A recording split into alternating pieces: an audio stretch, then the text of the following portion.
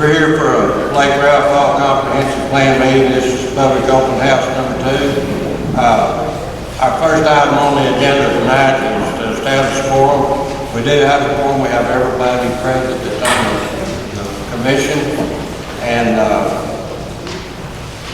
we have some information boards in the back. We're going to take a little time for everybody to be able to go by and look at them if that's what you want to do. And then after that, we'll have a presentation of the plan. I'm kind of going to go down this so everybody will know what we're going to do. We're going to have a Lake Zoning Commission discussion amongst the board up here. After that, then we'll have a public hearing. And in this public hearing, we've got 45 minutes set aside for anybody that wants to speak. And if you want to speak, if you will, sign up over there on the paperwork on the table over there. We'll recognize you and everybody, we're going to give everybody a chance to speak that wants to speak. And then after that, we'll go to number 6, which is the Lake Zoning Commission recommendations. Anyway, this is really a kind of an informal meeting for everybody to discuss anything that they want to discuss. Say it to the board. That way, it's a whole lot easier for us to make a decision if we know what everybody wants to do. I know we can't please everybody, but maybe we can please most of it. And we all intend to do our best. So at this time, I'm gonna just say, everybody, you can go back to the boards there and look at it. We'll give you about 15 minutes to kind of look, and I think Daniel has got a pretty good array of boards back there. So I know there's lots of information, and if y'all will, take a little time to go look at it and make up your mind what you want to talk about. Okay.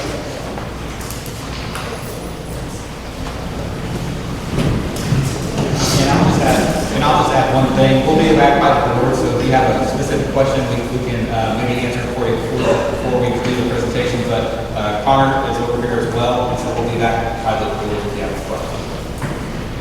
Daniel is the man to ask the question to.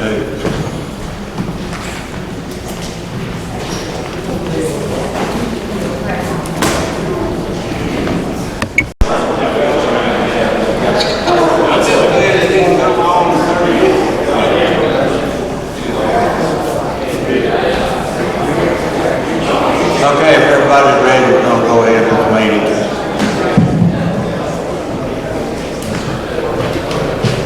Okay, we're going to drop on down to item number 3 on the agenda, which is presentation of the draft plan. I'm going to turn this over to Daniel Harrison from Freese and Nichols. Thank you, Commissioner Magnus, and thank you for having us out tonight. What I do have for you tonight is we'll do a presentation. Take that off real fast. And what we'll do is we'll go through this presentation, and then of course we'll have the discussion with the commission, and then of course we'll have a public hearing after that. Here. Thank you, Connor, for turning on the light. Can everyone see that? My name is Daniel Harrison. I'm with Freese and Nichols, and who I am is I'm a planner. So I work with counties and cities developing comprehensive plans, zoning ordinances, subdivision ordinances, so basically how land develops. With me tonight is Connor Roberts, also been helping on this plan. And what we do, like I said, is we work with cities and counties to develop these plans for future development. We work primarily here Texas, and here in the area. So what we'll do tonight in this PowerPoint is give you a quick overview of the schedule, tell you the purpose of the plan. We will also give you a little bit of history and a plan overview, so we'll go through the different chapters, we'll be able to see that. We do have a review of the draft edits that we had from our last meeting, so I'll have those up on the screen so you can see what we changed. This is the second draft, because what you have tonight is the third draft.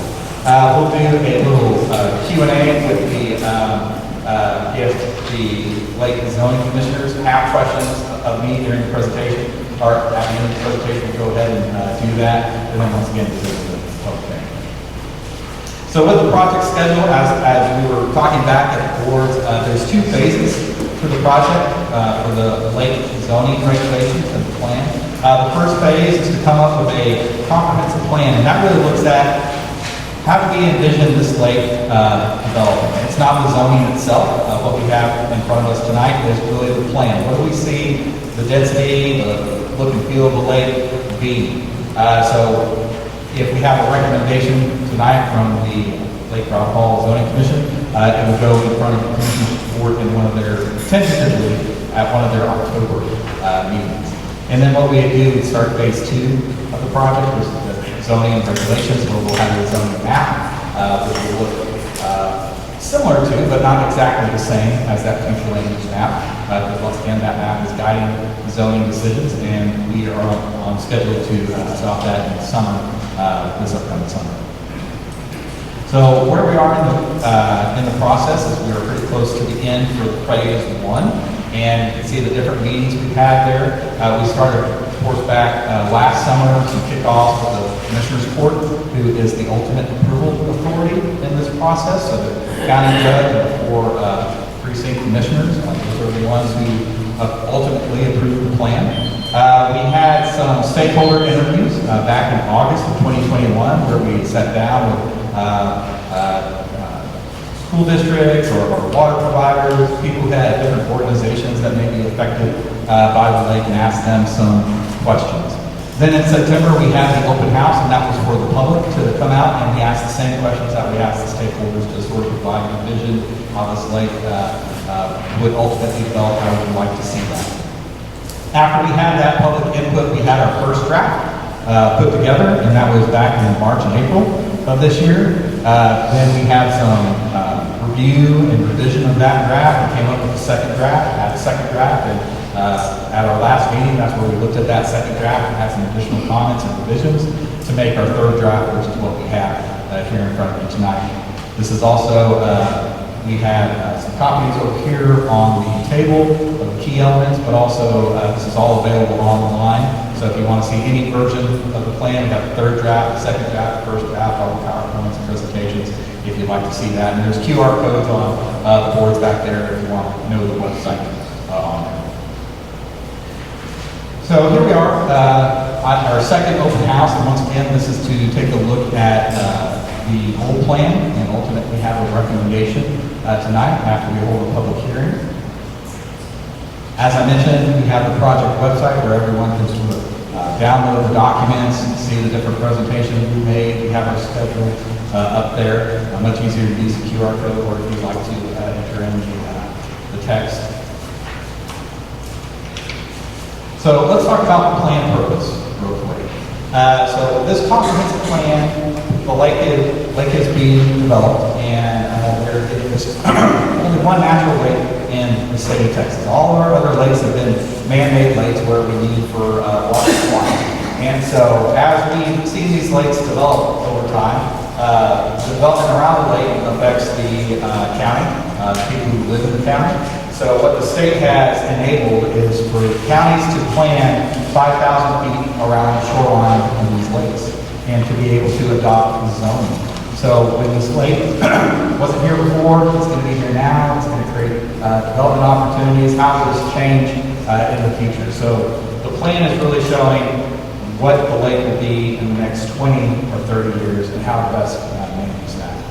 The plan will be used to develop the zoning regulations, can also be used in the subdivision. So when someone's submitting a plat, subdividing land, the density from the zoning is going to be implemented on that plat. So it's showing it's a 1 acre zoning district, 3 acre zoning district. That would be the smallest lot size in that zone. So the comprehensive plan, once again, is the vision. Really touting what do we want to see this lake be in the next 20 or 30 years. And it's going to be used by the Commissioner's Court, this body here, the Lyday Hall Zoning Commission, to help make decisions when questions for zoning come up and other development decisions. And what the plan is, it's not the zoning. Like I said, that's phase 2, and we'll get into the details of the zoning in the second phase. But tonight is about the plan and the vision. And of course, why are we planning the vision for the lake? You can sort of see different counties here in our area, and this is showing percent change in population. So the darker that purple color is, the darker, it's the higher the population growth in those counties. So as a region, we are growing. There's a lot of people moving into this region to buy land, build homes, build subdivisions, those type of things. So as a lot of people moving in, the lake is going to be very attractive for people to buy and to develop homes and businesses. And so once again, the plan is to help guide that growth. A little bit on the history. I talked a little bit about when we've had kickoff meetings. Of course, now the courthouse is open, but of course previously our meetings were held at Rom's City Hall. We talked about those kickoff meetings. I sort of already mentioned stakeholder interviews. Once again, that was to really ask people from different organizations how this lake may affect you, talking to different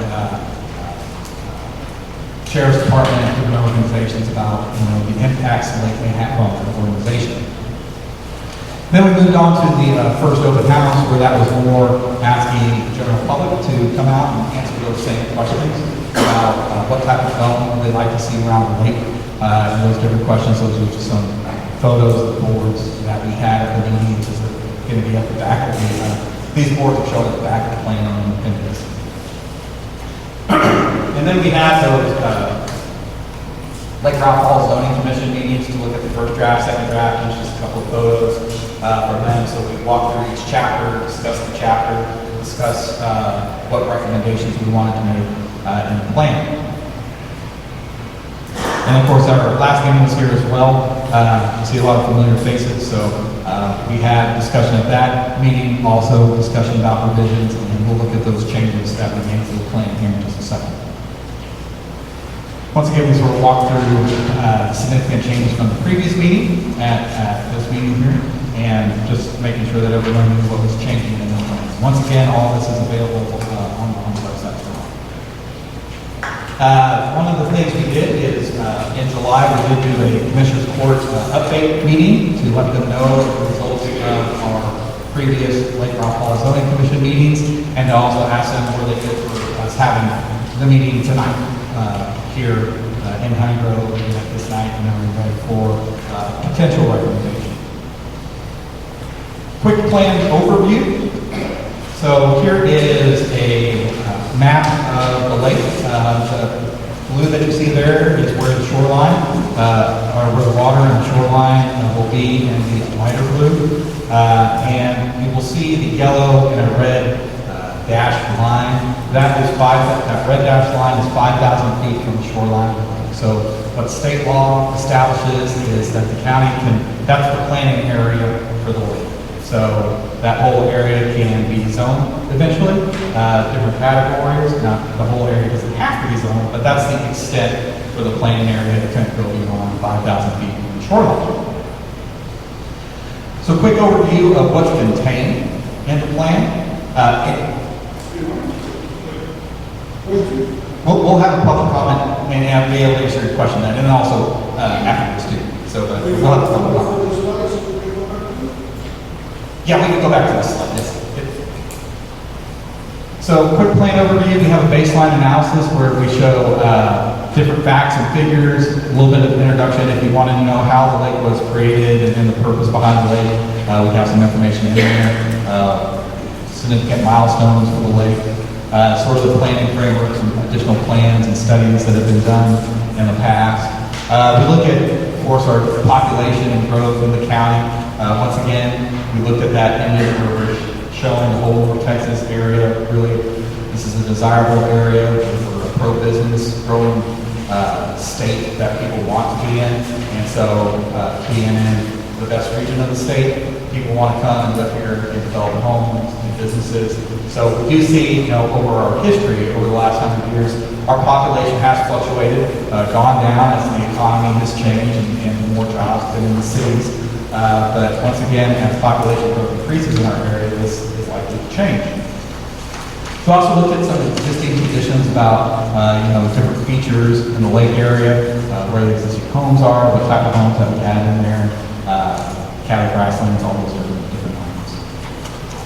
Chapter 2 was really documenting the vision and the ideas that were presented from the public input. So we have an engagement element. This is just showing the different meetings that we've had throughout the process. We have those 2 remaining meetings. We do have a vision statement for Lyday Hall, and we'll highlight this a little bit later because there was a slight little change on that, so we'll focus on that in the updates. And then we have plan recommendations. These plan recommendations, we have some guiding principles that go along with the plan, and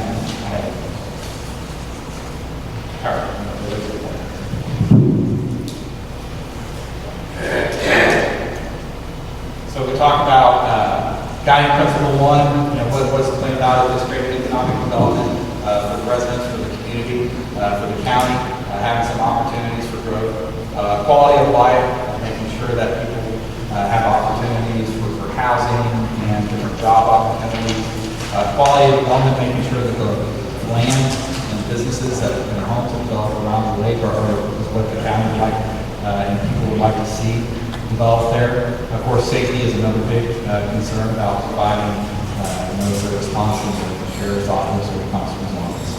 And then natural preservation. Heard a lot of, I like the area currently as it exists. I like to keep things the way it is. So we have some elements about preserving what is actually here currently. So then on our 3rd chapter, that's the future land use plan. That's the map that we have in the back. Talk a little bit about growth and a little bit about transportation. So the future land use map that we have on the back of the wall, that shows the different land use categories, and that helps guide us knowing the density as far as what type of residential areas will be around the lake. We have 3 residential categories. We have rural residential, which is, if you like to think about smallest lot size, probably 3 acres in there, so more rural and nature. Then moving on to our large lot residential, which is our 1 acre minimum lot size. And then our medium lot residential, which we have. Then moving on to the commercial side of the land use map. We have lake commercial, and that is taking advantage, you'll see it back on that map, lake commercial is really close to the shore. That provides some different opportunities as this is going to be potential for catalyst for development in the area. We have an area marked for 34, 50, 50 is, and you can see that as that light red color. We talked a lot about economic development and opportunities for people. That area is a big area. We'll have a boat ramp, potential things to go on Upper Trinity's property there as far as like access to that boat ramp. Also on the private property side, there will be opportunities in the future for restaurant, hotel, something along those lines. Once again, we're looking at 20 to 30 years, not necessarily 1 to 2 years, because that type of development won't happen that quickly.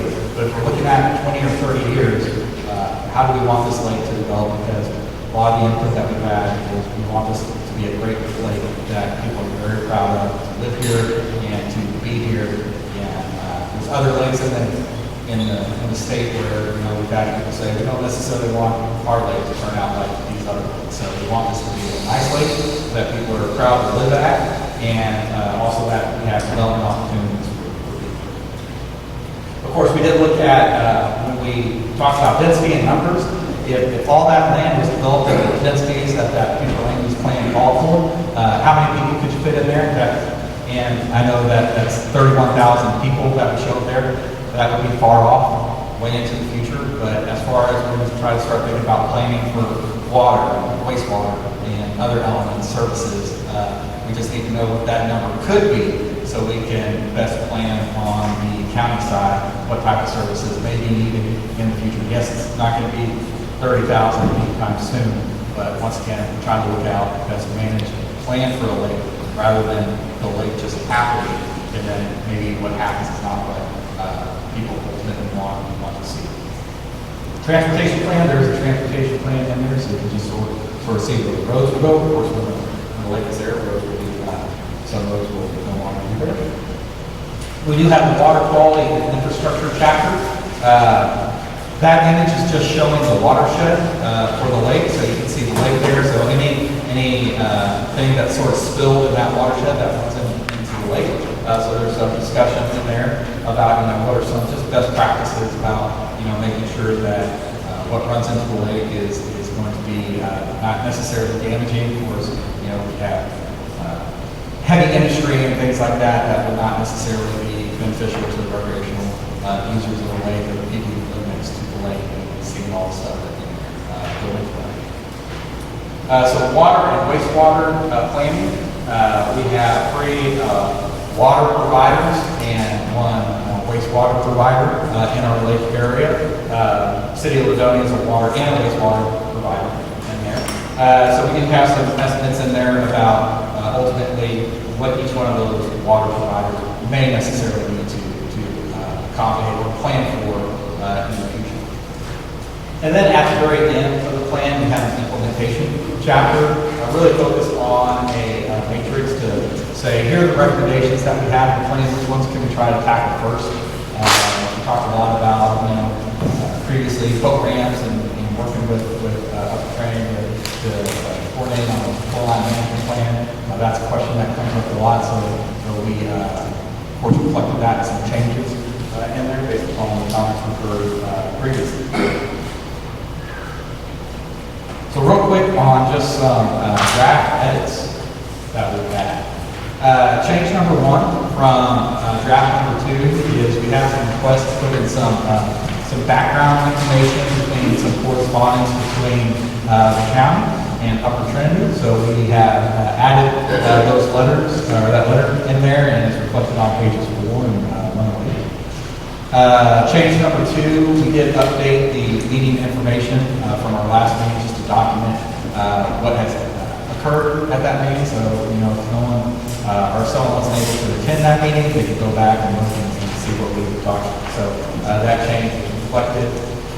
So when I sort of spent past the vision statement, I was just going to wait to talk about it here, and we can look at that vision statement real quick. We talked about the vision statement, and I can go ahead and read that. Lyday Hall is an opportunity to create a vibrant place to live.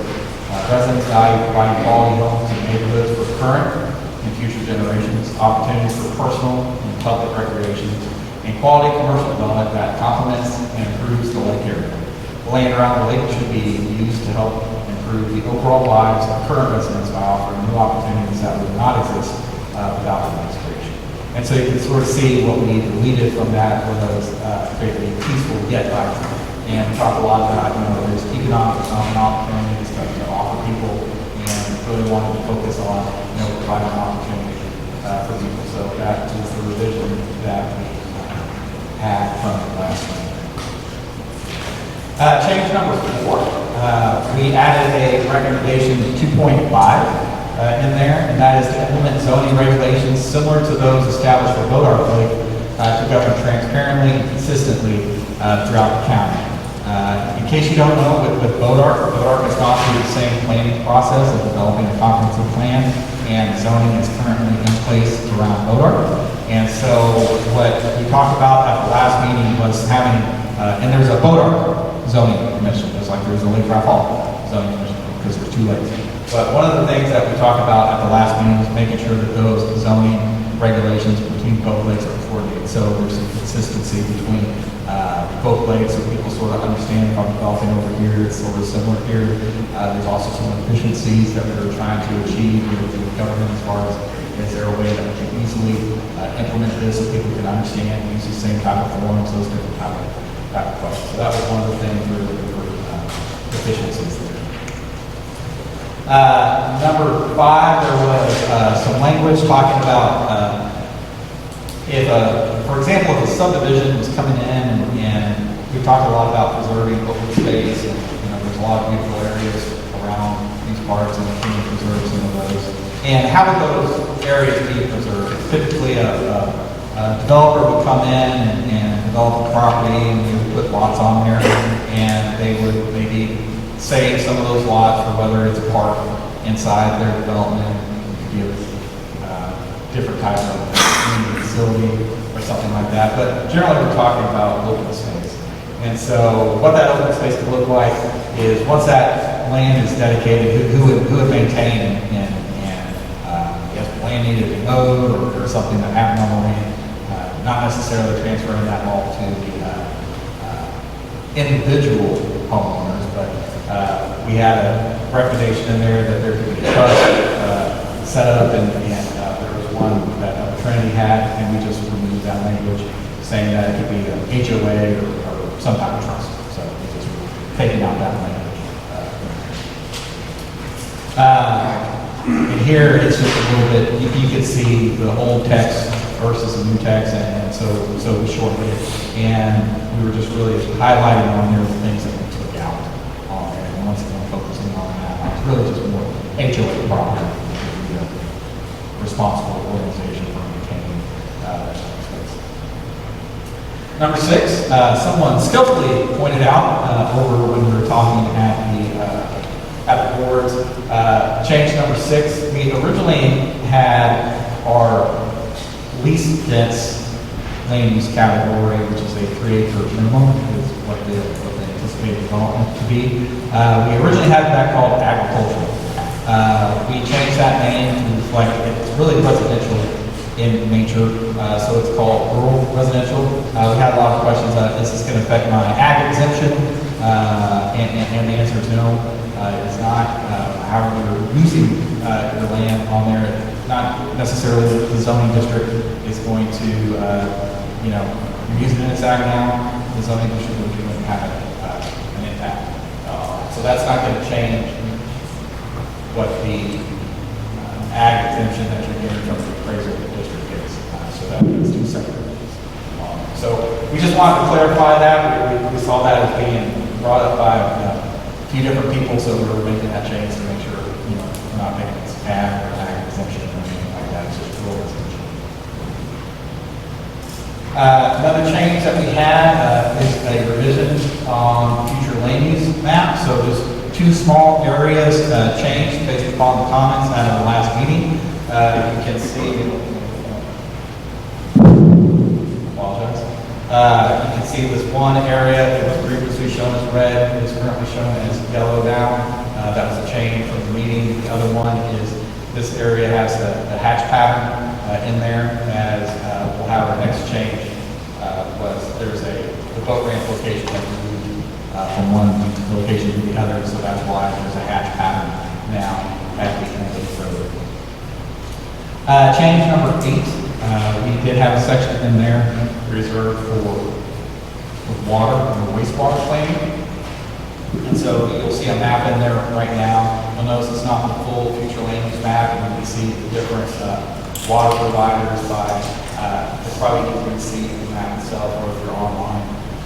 These are the different water, City of Ladonia, right there, and there are other 2 water providers. And so what that is showing, what are the land uses in there, and just so they know what the density potentially could be. Here's the other one that I was just talking about before. We were showing the change for the boat ramp location at the end of 2990. As you can see, with most of those boat ramp locations here at locations where there's a road that was going into the lake, so that's making a natural place to go ahead and put the boat ramp location. So once again, moving from this property over here to the end of 2990. Okay, so next steps. So what we plan to do, of course, we'll have a public hearing tonight where we can answer questions. We'll go back to any slides if you want to take a look at. We'll do that. So we'll have our public hearing. And here in a second, we'll turn it over to the Lake Rock Hall Zoning Commission to talk, ask me questions, deliberate amongst themselves before we have that public hearing. But then after the public hearing, what we want to do is on the agenda is to have a recommendation either to move the plan forward as is or make any changes to the plan, and we'll make those changes as directed by the Lake Rock Hall Zoning Commission. And then hopefully we'll get on the agenda for one of the Commissioner Court meetings in October to adopt the plan. That's the tentative schedule on that. You can look at the website. I'll update that as soon as I know a date where we go to the Commissioner's Court. But we do have our target dates on there, and what we be looking is October 4th, tentatively what I put on there, but once again, we still need to hear back from the Commissioner's Board to see if we'll get a response. And then what we will also do, and I know it's a little hard to see right here, from tonight's meeting, don't know what the changes may be or if there's any, but we'll have some time to make those edits to the plan and get a public review draft up on the website. So this is draft number 3. The next draft that will come out is basically the Commissioner's Court review draft or the Lake Hall zoning. And then we'll move into the zoning regulations, where those will be the actual regulations that go onto the land, and that really affects when someone's going to want to come in and do a subdivision. What's going to be the density? It's going to be 1 acre lots, 2 acre lots.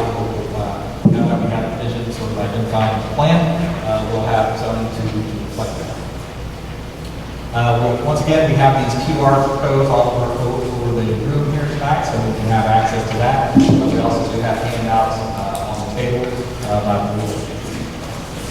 So with that, what I'll do is Lake Hall zoning measures. If you have any questions in the presentation that I mentioned, because with the changes or the highlights or anything like that, we can talk about that. And then once we've satisfied your questions, at your leisure, we could go ahead and open the public hearing if that's what you want to do.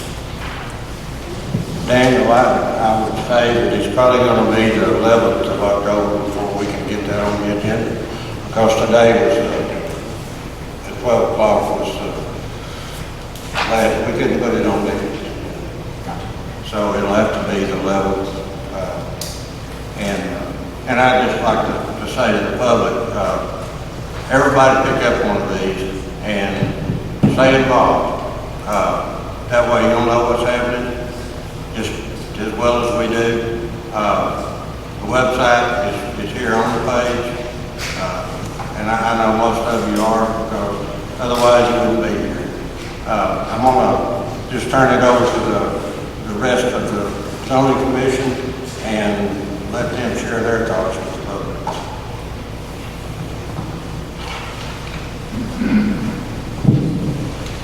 I've got probably, I won't say a dozen, but I won't say half a dozen questions. We're trying to come up with a vision, and to come up with a vision, it always helps if you understand what you're looking at. And I'm still puzzling to a certain extent what I'm looking at. And I guess I would ask Daniel if you have it available. Can you put up the diagram that appears on page 21? And I've got some questions about that diagram. That's the one that shows a 500-foot and a 100-foot floodplain.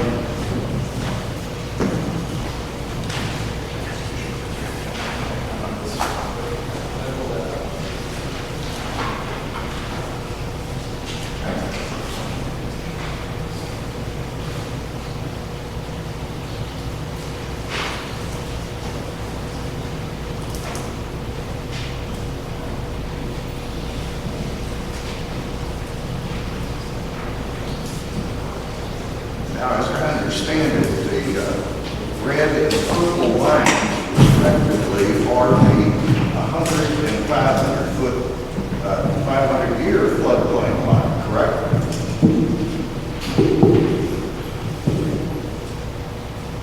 Yes, that is the approximate that Freese and Nichols has developed with the information that we have.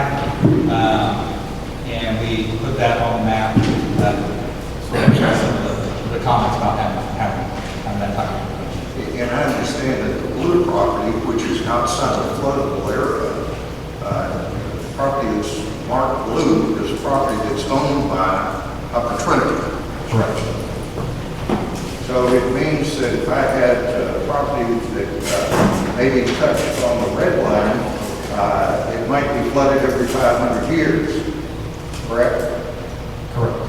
So I guess my question is, why does Freese and Nichols got all this shoreline property outside the 500-year floodplain?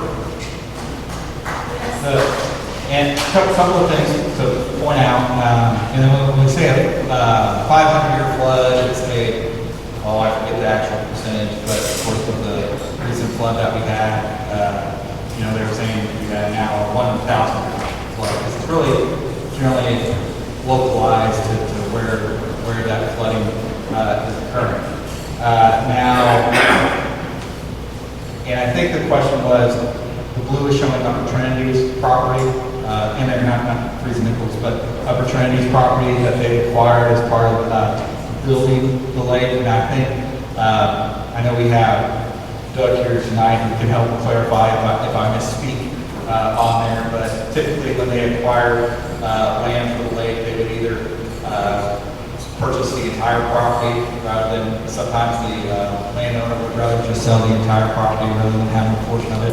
So generally that's how some of that land was acquired. So it's not necessarily they were only acquiring just what was required for the 500-year floodplain. They were, if someone was wanting to sell their entire property, they would go ahead and purchase the entire property. I also understand that it's designated riparian property.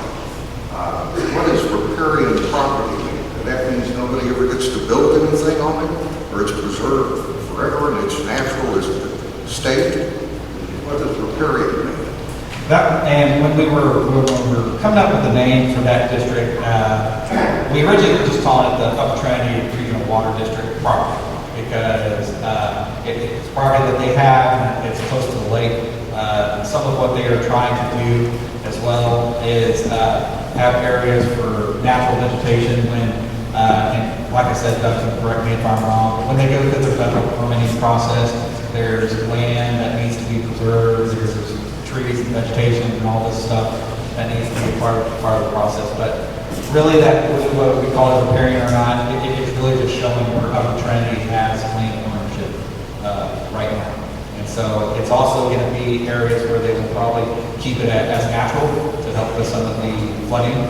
Yes, we're showing the Freese and Nichols estimate of the 500-year floodplain along with the 100-year floodplain in there. But once again, flooding can be highly localized in there. And so that's really how those blue areas came about. My understanding is the county wants to develop not Freese and Nichols, are friends with Upper Trinity, wants peaceful, quiet, natural place. And I guess with this property they own, does that mean there'll never be any development in those blue areas? Is that what that means? Well, is that the blue area that 25, 50 more than probably? I don't believe so. I don't believe that. Is it? It is. I think it's the areas on that case they have to own. Well, this is way above the 500-year flood. So we're not talking about property that's going to be. This is so important because I'm seeing my property maybe flooded someday, and I love what you're saying. I'm in here. I want to know what's going on. Let me ask this, that looking at page 16, if you could put that page up for the vision plan, page 16. Okay, page 16.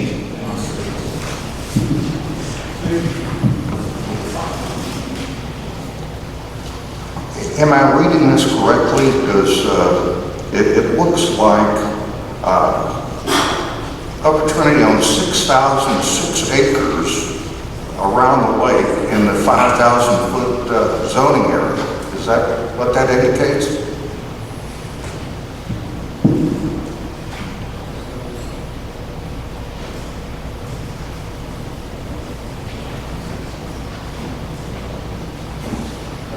You're looking at, I'm sorry, I was looking at 9, trying to find that. You're looking at table 10 in the middle, at the bottom, in the middle column. I would need to double check whether that whole 6,000 acres should be just that blue area that you were seeing on the map. It's not considering the lighter blue area that's under the lake on there. No, I think if it was included what was under the lake, it would be over 12,000 at a minimum. So this is in addition to the 12,000 acre lake bottom, they also own half more, 6,006 acres, and most of that acreage, since it's outside the lake bottom, would be above the 500 if I look at the map. So this 6,000 acres may flood in 1,000 years, but it's not going to flood in the next 500.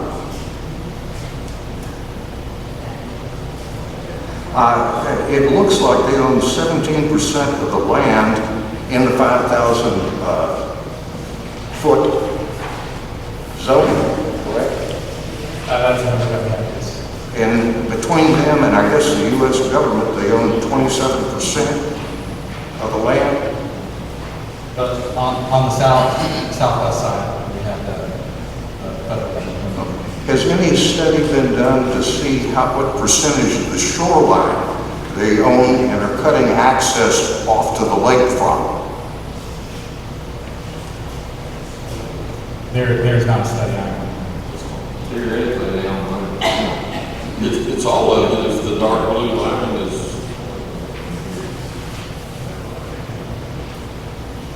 And again, riparian means it remains in its natural state, which means it won't be developed, so there won't be any docks or marinas in any area that is blue. Well, that's not necessarily.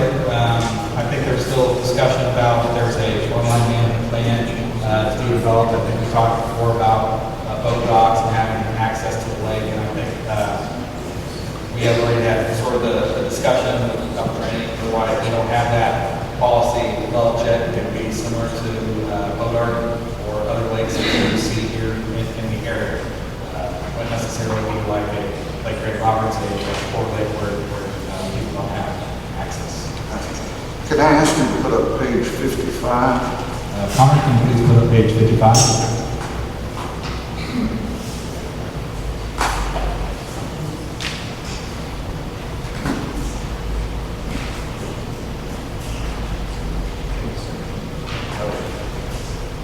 Oh, sorry, you'll have to open the chapter.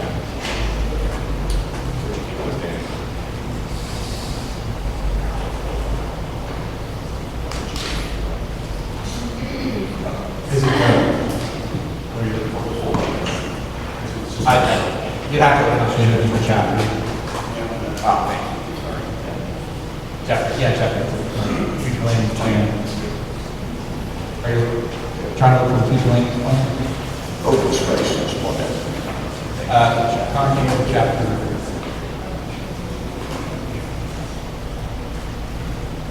One page. I've got a question, and so you understand my position. I'm looking after the counties. I'm trying to look after the county's interest. I don't blame Upper Trinity for trying to take care of their interests, but I feel my job is to take care of the county's interest. I guess my question is this land is put in these trusts and HOAs, are they still subject to county tax and Ladonia tax, or do they just get written off the tax rolls? Good question. If a developer is coming in and doing a subdivision and they're going to set aside 2 acres for a park, or maybe they set aside 10 acres for just a natural area or something like that, that would be dedicated to the homeowners association, which is nonprofit. So yes, that would not be taxed. And if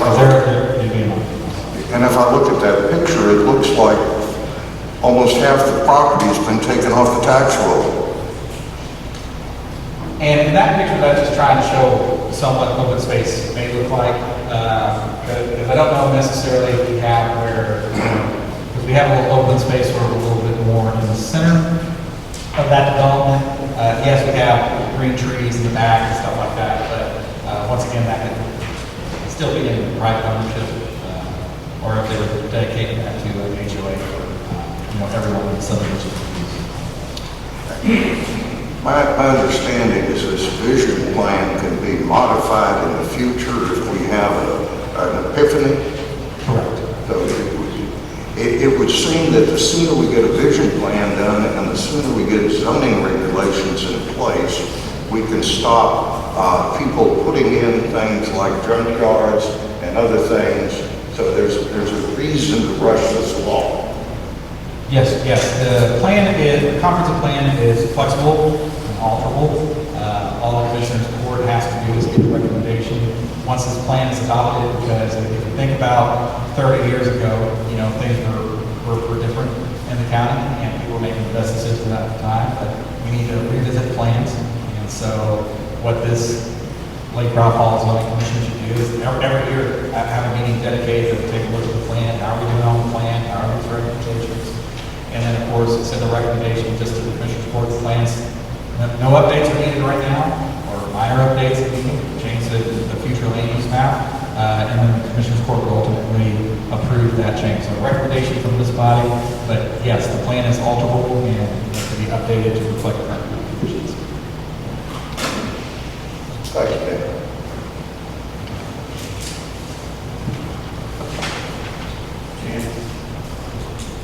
We've had some service we discussed about prior to the meeting. I appreciate you answering our questions and what we can still look at, even in the future,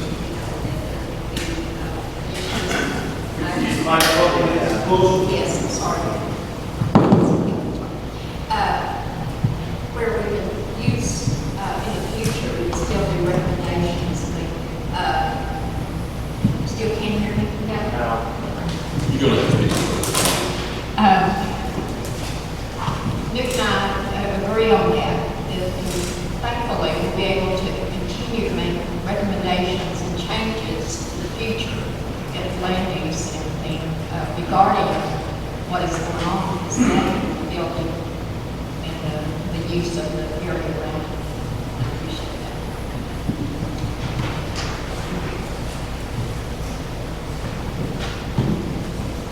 Hear me all right back there? Yes. I think we put our best effort into this plan as commissioner to try to see what the county wants to put in here, and I think that's what's most important. As we keep that in mind, as I look at the green dots in the back of the book and I see what the county wants, and that's kind of what I try to go along with. Is this plan perfect? No. Can it be improved? Yes, every plan can be improved. But this document lends itself to be very adaptable. So that when conditions do change, we can change them at that point in time. And I think as long as Upper Trinity holds up their end of the bargain, we can have an effective zoning plan to be able to know what we need to do when we get a shoreline management plan, when we get that. I think that'll help too, so it allows us to change in the future when we finally get to see that. I did have two questions. They were asked to me, and I wanted to ask them here. So, and I think I kind of got these cleared up beforehand. But if an existing landowner owns land that's zoned commercial, that will be zoned commercial, and it's not commercial now, if that person wanted to build a home on that property that they already own, would that have to be approved by the commissioner's court after zoning is in place? Or would that land be grandfathered into the use that they want it to be? I think to answer your question, because they're wanting to put a home in an immediate zone for commercial. That's what I'm saying. If they own land now, and let's say it's agricultural right now, and it's in the area that we deem to be zoned commercial, that's where most likely commercial will happen, and probably needs to be. But they want to use their land that they own to build a house on, and have it in that area, because that's where they want to be, which is perfectly fine. Would that have to pass as an exception to the commissioner's court or the zoning commission? When we get to the zoning, what we'll do is we'll have a table. We'll have a table that lists all the different types of uses you can have, and not every single use in the world, but the primary uses. And we'll have single family on there, and then I think we will definitely have the option to say let's allow single family in every single zoning district that we have here, regardless. Because I could see us having the question, late commercial, do we want to have single-family homes in there? And I could see us having a discussion of like, well, do we want to preserve it for that late commercial, but also it can redevelop in the future. So having a single-family there could just be fine. So I think that's something that we definitely could do and make sure that it's clear that someone could do a single-family in the late commercial or the other. Could you answer that, what they're doing in Florida right now, because that's what you're doing, that same question?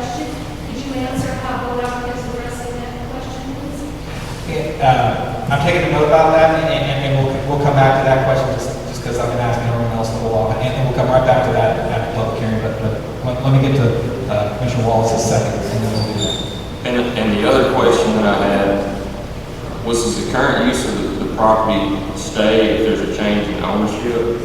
And I think Connor answered that before, but I want, so everybody can get an answer to that, because I know we probably have this question. If it's zoned, you know, it's in a 1 acre lot, right?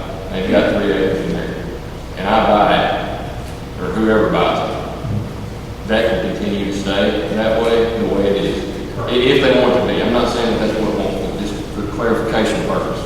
Correct. The existing use will continue until it changes, you just can't go back. Correct. And even in similar to, since we mentioned Bodart, Bodart was written that, you know, there was an existing use that basically that sort of grandfathered in at the time. So there's a category in the Bodart zone that says existing use, just because typically those would be considered legal, non-conforming, which means continue on. Some rules have changed, but you're allowed to continue on, basically grandfathered. But we just want to make sure that Bodart is being that situation is clearly open. And so I would expect that would be a similar situation for Playground to continue on in essence. And one more, so if we go to the slides that were presented in the book, the vision statement presented on, I don't have a slide number, but it's in chapter 2, the third slide of chapter 2. Howard, can you put the slide up that has the track change on it? That's probably the next one. Just probably put the slide before that.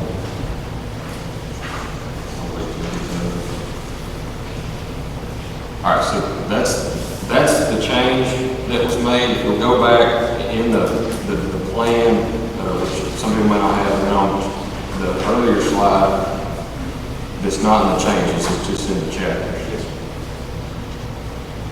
They differ a little, Okay. but I tend to like the one that's listed in the plan and stated here. Yeah, that one. I tend to like that one a little bit better. It says residents value the way of life, providing quality homes and neighborhoods for current and future generations. I think that really hits home with what all the county wants. They want to see quality development, they also value what they have. I think that's important in our vision statements. I think that's the one that's in the plan, it can stay in the plan. Okay. That's all that I have.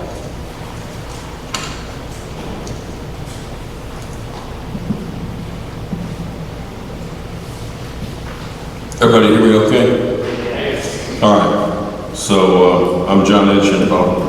And I echo Jalen's. We could work on this till we're blue in the face and never have it perfect. I feel like that the town hall meetings they had, and like Jalen, I tend to, there's a lot of verbiage here, and I tend to kind of shuck it down to red and green dots in the back, and so kind of some guiding principles of what the people who came to the meetings said they wanted. I think we're overall in alignment with that. Having said that, looking at the document and really the use maps, and that's, I think that's page 112. 124.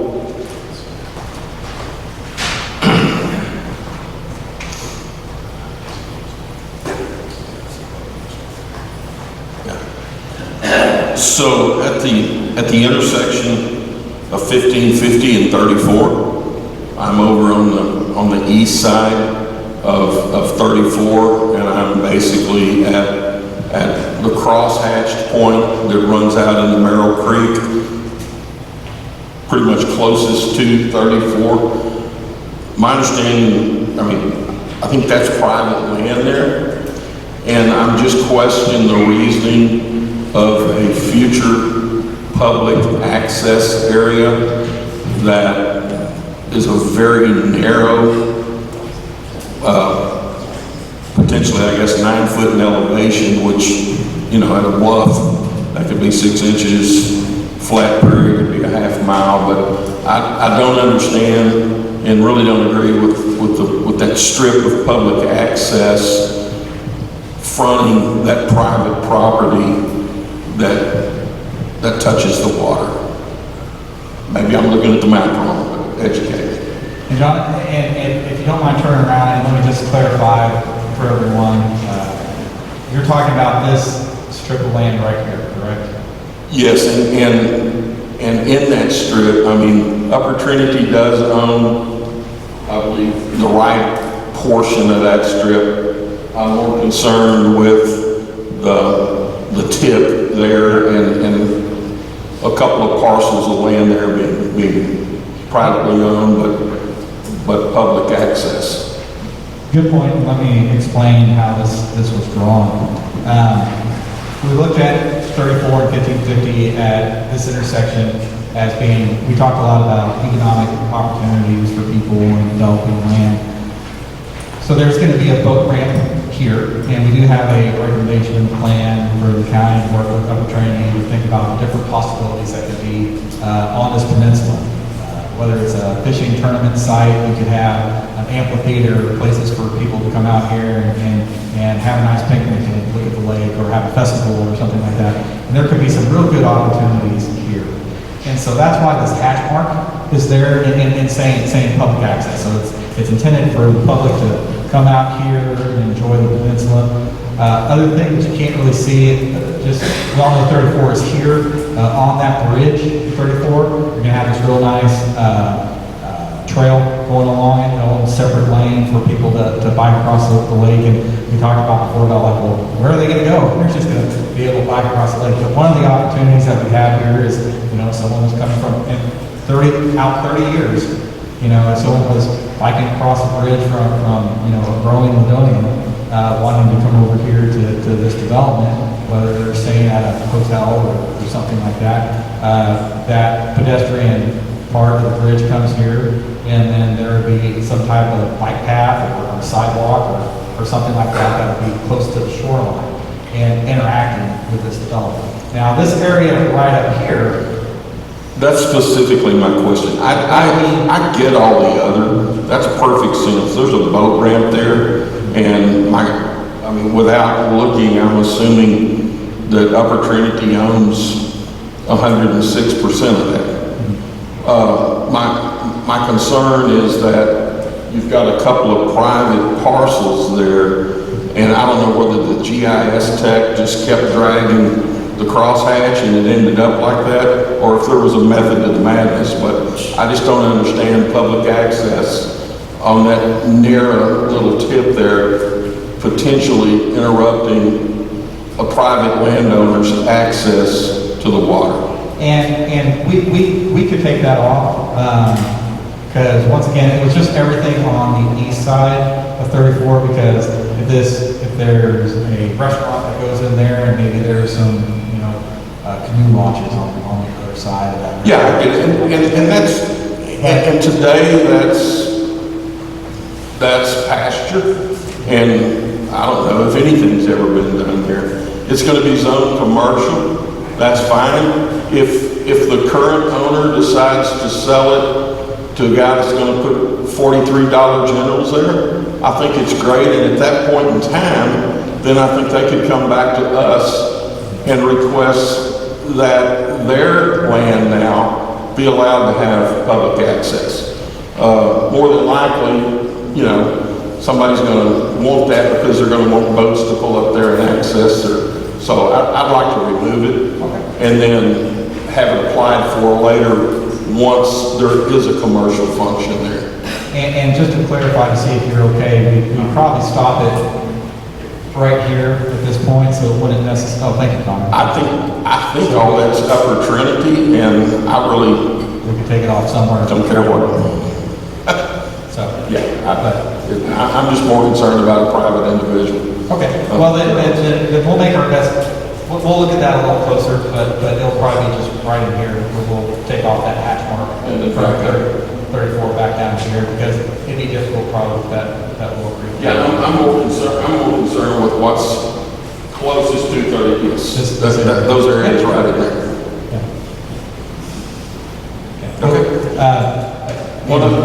And because what we'd like to do is, does the rest of the zoning commission agree with that change.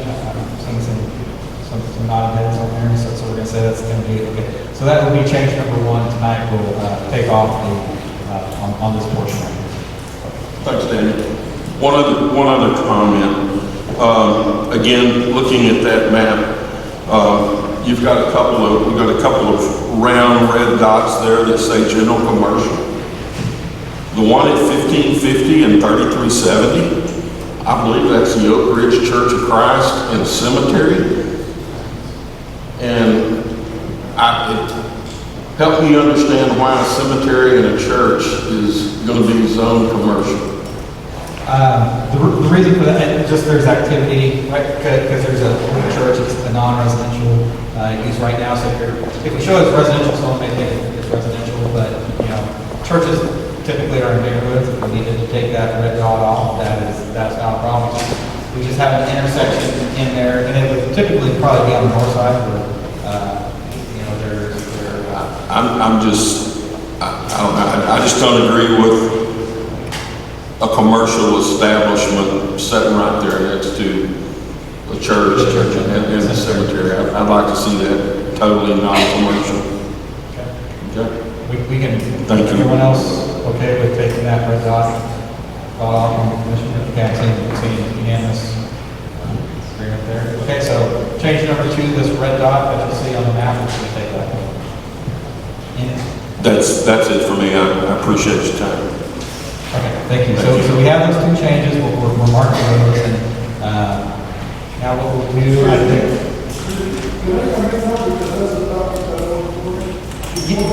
Yes, we have to end this agenda item, but then we'll do the public hearing. Those dots really should be on the south side of the lake where nothing is happening. You want commercial, go to the road.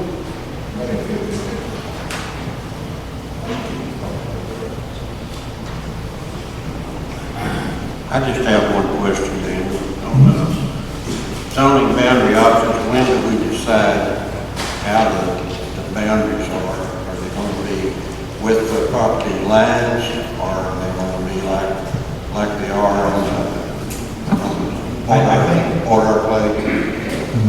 We have those 2 options to play in, and I think when we get to the zoning, creating that map for the first time, we need to take a look and see what makes most sense, because and Connor, can you pull up the appendix so everyone can see option 1, 2, and 3, just so they're aware of what we're talking about? That might be something that the public would really like to say in, because I know it's kind of hard to define where the lake boundaries are on the border lake, for the simple fact that it's not by boundary lines. And you may have a piece of property and part of it is in the lake zoning area, and part's not. So if you have, in my opinion, I like the boundary line idea better because it's a defining line. And that's just something to think about. Yeah, and so what we're seeing on the screen is, just in case you're wondering what the discussion is about, when we get to zoning, as you see the edge of that planning area, it's a nice bubble that goes around. But when we actually get to zoning and that park is going across your property, it's a little bit difficult to implement, and you have a surveyor go out and try to mark that. And that's the way the boat arc map is done. What we learned from that, we'd like to do something else rather than those curved lines. So we have different options. Option 1 is the full curved line, which is the intent is not to do that right now. And then so option 2 or 3 is what we're looking at, which is basically property lines or the extension of property lines, so it's easy to see where those boundaries would be. Option 3 is a little bit different, where it's just your 100% of your property is contained within the boundary.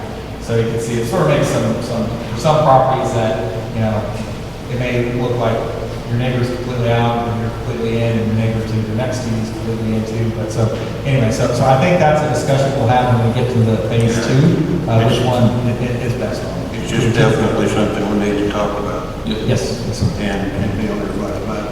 I think at this time, we pretty well, everybody's had a chance to state their opinion that's on the zoning commission, so we'll go on down to the public hearing, item number 5 on the agenda. And if I could have the list of the people that wanted to speak seat in, this forum, if you'll bring it to me, I will call your name and you can approach it. It's over there.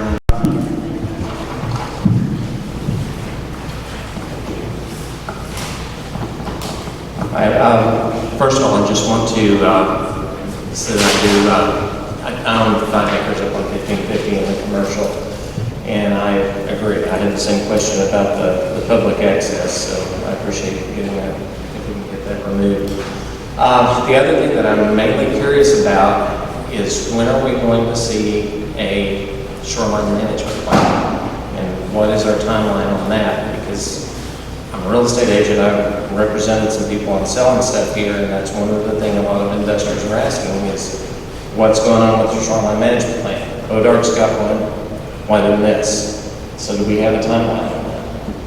It took us a long time to get one. Okay. That's going to have to come from Upper Trinity on the shoreline. We've asked for Oh, sorry, he doesn't have a I'll talk about it. That's going to come from Upper Trinity, which we've asked for and still don't have, and it may be a while from what I'm saying heard before we get it. So I'll give you my opinion, which is $9 will give you a cup of coffee. I think it'll be January of 2025. That's my bet. I haven't seen it. Is there any way for the county to start holding the feet to the fire in that? Because, I mean, that's costing people money and leaving things vacant without a shoreline management plan. It's crucial. And a little issue, because it was similar with the Bodart situation, where that was North Texas Municipal Water District of Upper Trinity. And we had come up with a plan and zoning for the shoreline management plan, because there's a lot of different engineering stuff that goes into figuring out all the different elements about where those docks could be allowed and things like that. But it's probably going to follow a similar process similar process to North Texas Municipal Water District. But we do have a plan, recommendations, we continue to coordinate and try to get that plan. That's a top recommendation to do as quickly as possible. Is it possible to get some basic parameters laid out in that shoreline management plan, such as there will be access in these areas, there will be boat docks allowed, we don't know how many, but, you know, I understand the details may not be there, but we need some basic guidelines, you know, that you can take down vegetation here, you can do these kinds of things, because there's people starting to sell this land, and people don't want to buy if they don't know, am I even going to have access to the water? Am I just going to be able to look at it, or am I going to be able to actually get to it? And that's costing people money. So, okay. So, I don't know what y'all can do to... There's an old saying, it's squeaking to us. We're not the board that's going to make that decision. You need to be squeaking to the board of the Upper Trinity, and they've got people on that who you can talk to, and we can talk to, and we will talk to them. Send me the names. This same forward. I'll be on it. Thank you.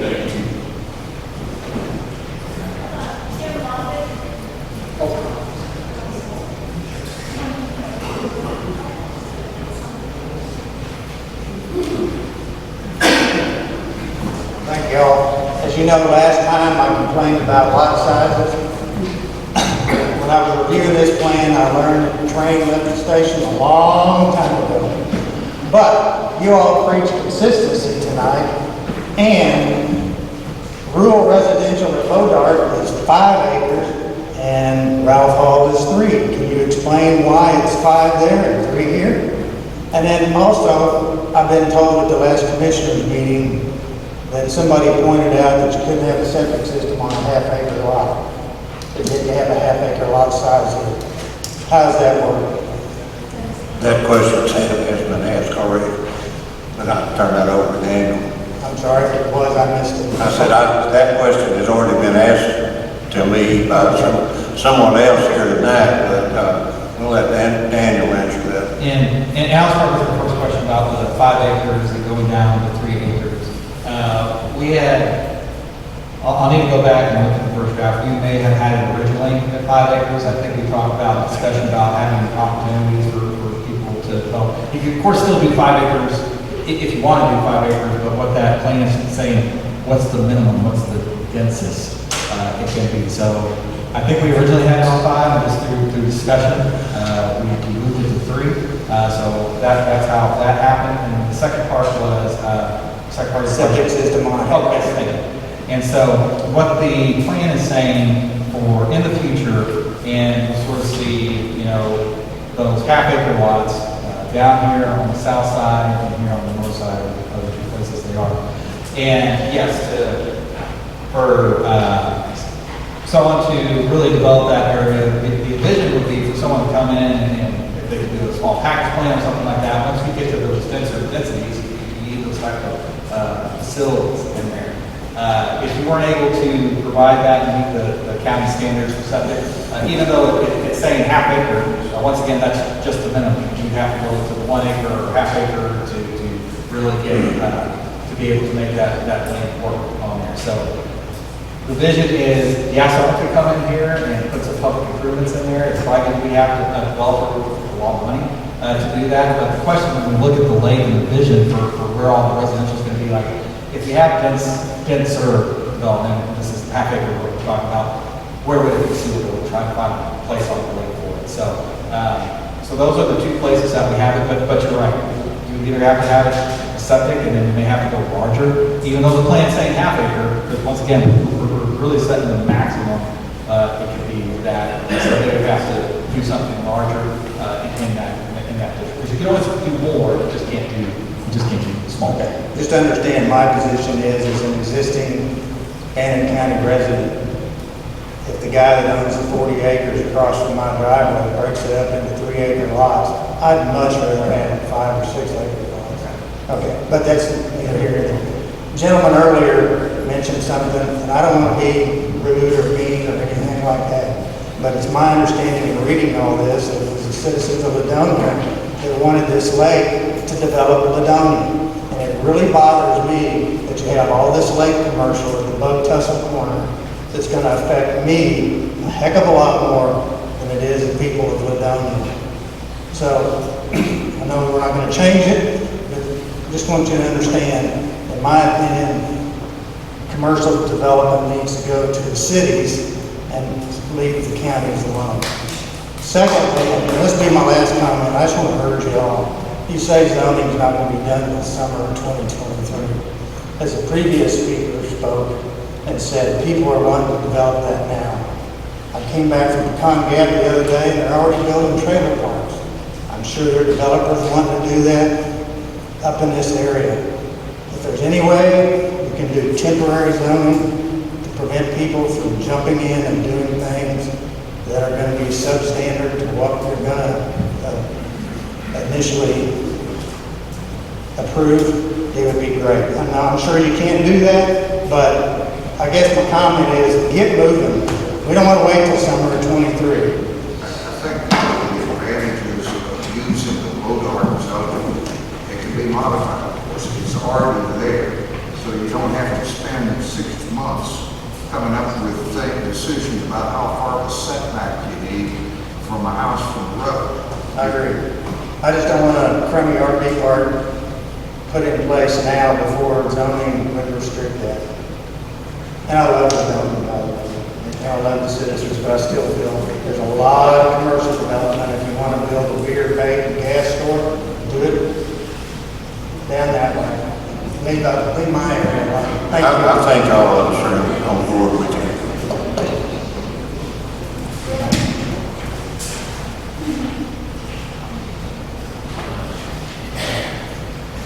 Yeah, that's what I told my neighbor when he asked me if I wanted to sell my property. I said, no, I'm gonna have beer, bait, and burgers. Anyway, so I'm gonna be on short of it. Anyway, sorry. I know the last time we were here, Mr. Shin Paul said we had no leverage with Upper Trinity. We need that shoreline management plan. We need it for the city of Ladonia. We need to know what the heck's going on. We have done absolutely nothing for zoning. And when we get together, it's all, well, We don't know what the boundaries are gonna be. We don't know what anything's gonna do. What do? They've never done this before, and so everybody's kind of at a loss. And we've got some people helping us, and maybe we're getting moving a little bit, but we need these documents. Or, second best, and I know there's a lot of investors here today, but maybe we ought to step back a couple of steps. And I know you don't want to lose what you got this far or whatever, but step back a couple of steps and say, to heck with all this development and all that. Just make a nature preserve out of it. Don't have any development whatsoever around the lake. See what the investors have to say. They might not be too happy. They may give Upper Trinity a little shove. Anyway, I got one other question for, and I guess this will be to Upper Trinity. Oh yeah, Doug's here. Just trying to find out if they have done any eminent domain on any properties around the lake.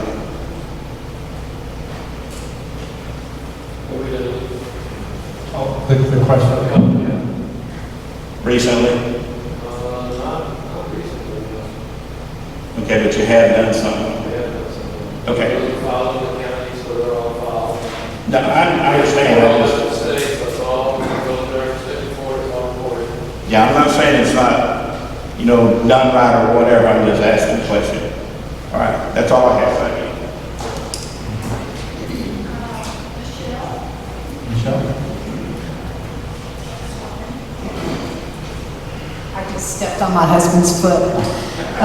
Sorry. Thank you. I don't want to sound like a broken record here, but I see several people saying the same thing. I think you, Mr. Cunningham, when you brought up your suggestion about your questions about the shoreline, to me, that's a huge elephant in the room, and obviously I'm not from here, okay? But I'm just walking in and I can read the vibe here.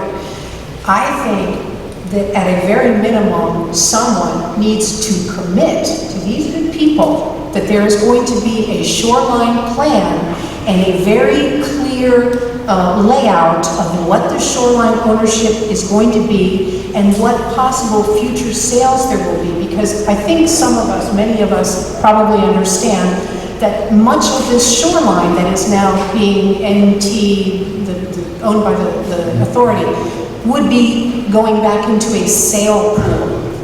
I suspect that some of the land might go back for sale. And I think people need to understand that. And that's part of the larger elephant in the room, which is what is all this land going to be used for and what's the management going to be?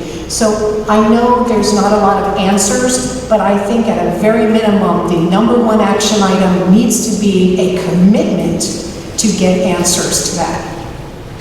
I don't see why a lot of these people would want to move forward without it. It's only fair. The second comment I wanted to make was in reading the plan, I see there was in the guiding principles, there was action items, and the county is assigned a lot of those action items. And I would like to know, is there a plan to monitor action on those action items and responsibility and accountability? I'll sit down. Thank you. Just to answer that question real quick, the Lake Ralph Hall Zoning Commission is really the shepherd or the overseer of the plan. Yes, the Commissioner's Court is the final adopter authority, the elected officials that approve the plan, but we have a Lake Ralph Hall Zoning Commission to when there is a rezoning, comes to this body for a recommendation, and then goes to the Commissioner's Court for approval. So this body here knows the plan, is familiar with the cases that come up, and is familiar with the area. So this group would be the ones taking a look at, okay, what do we need to do to update the plan? And like I was saying before, it's really taking one meeting a year to take a look at the plan and say, what else do we need to do to update the plan? How are we doing on Because like I was showing that table that had all the recommendations, and like the shoreline management plan was one of the top recommendations, and working on that to get it done as quickly as possible. And so this body looks at that recommendations and to see how we're doing on it. So to answer your question, who's responsible? We have the Lake Rock Falls Zoning Commission, the front line, but then also the Commissioners Board are the bottom line. Once again, they're the elected people. All right, another speaker? Oh, sorry.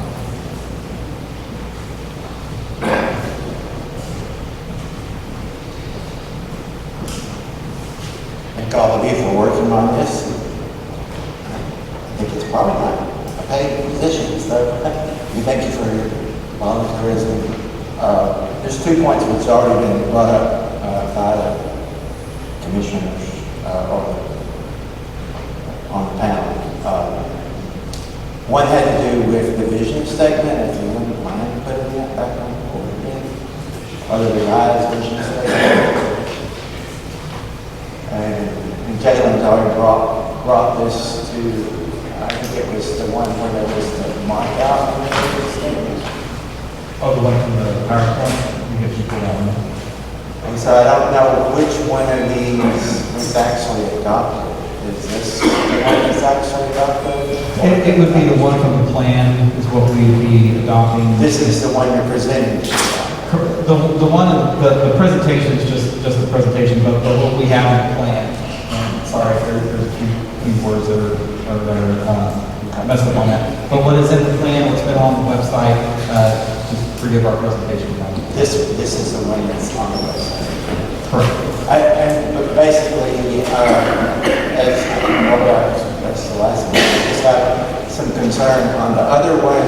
You had marked for peaceful and just have now vibrant. And so I don't have a problem with vibrant, but at what cost?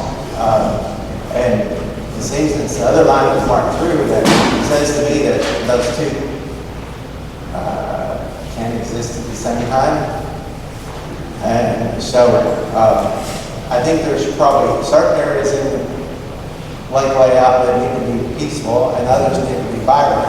But I would prefer that the Commissioners Court and the group here not have robbing the tax base as their only interest in what the lake can provide in dollar value. I know that's a good idea of $1. The other question brought out about the institutional designation at the corner of 1550 and so if you could put the map back up, please.